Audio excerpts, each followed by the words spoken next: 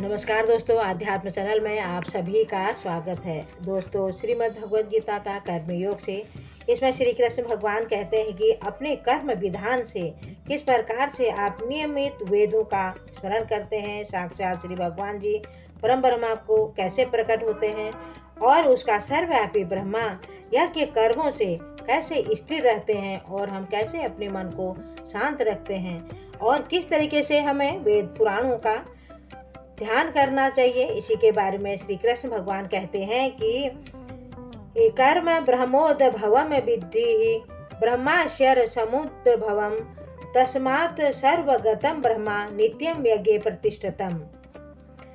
कृष्ण को प्रसन्न करने के लिए कर्म की आवश्यकता को भली भांति विवेचित किया जाता है। यदि हमें यज्ञ पुरुष विष्णु की परितोष के लिए कर्म करना है तो हमें ब्रह्मा और दिव्य वेदों का कर्म शिक्षा की प्राप्ति करनी होगी और इससे सारे वेद कर्म देशों में संहिता है कि वेदों के निर्देश के बिना किया गया कोई भी कर्म विकर्म या अवैध पाप पूर्ण कर्म कहलाता है। कर्म फल से बचने के लिए सदैव वेदों का निर्देश प्राप्त करना चाहिए। जिस प्रकार सामान्य जीवन के राज्य में निर्देश के अंतर्गत कार्य करना होता है, उसी प्रकार भगवान के परम राज्य के निर्देशन में कार्य करना चाहिए।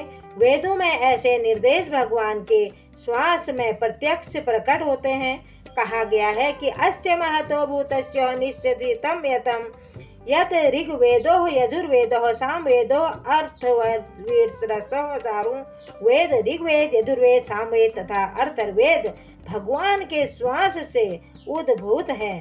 ब्रह्म संहिता में परिणामित होता है कि सर्वशक्तिमान होने के कारण भगवान अपने श्वास के द्वारा बोल सकते हैं। अपने प्रत्येक इंद्रियों के द्वारा अन्य समस्त इंद्रियों के कार्य संपन्न कर सकते हैं। दूसरे शब्दों में भगवान अपनी निश्वास के द्वारा बोल सकते हैं और वे अपने नेत्रों से गर्भाधान कर सकते हैं। इसी के कहा जाता है कि उन्होंने प्रकृति के दृष्टिपात किया और समस्त जीवों को गृहस्थ किया।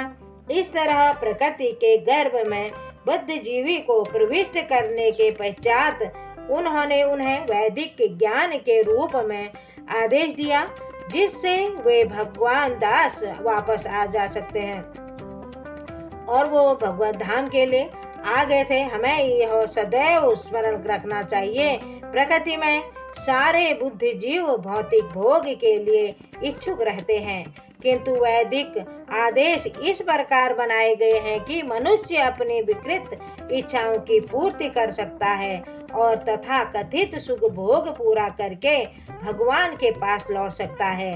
बुद्धिजीवी के लिए मुक्ति प्राप्त करने का यह सुनहरा अवसर होता है। उन्हें चाहिए कि कृष्ण भावना भावित होकर यज्ञ विधि का पालन करें। यहाँ तक कि जो वैदिक आदेशों का पालन नहीं करते वे भी कृष्ण भावनामृत के सिद्धांतों का ग्रहण कर सकते हैं, जिससे वैदिक यज्ञों या कर्मों की पूर्ति हो जाएगी। धन्यवाद।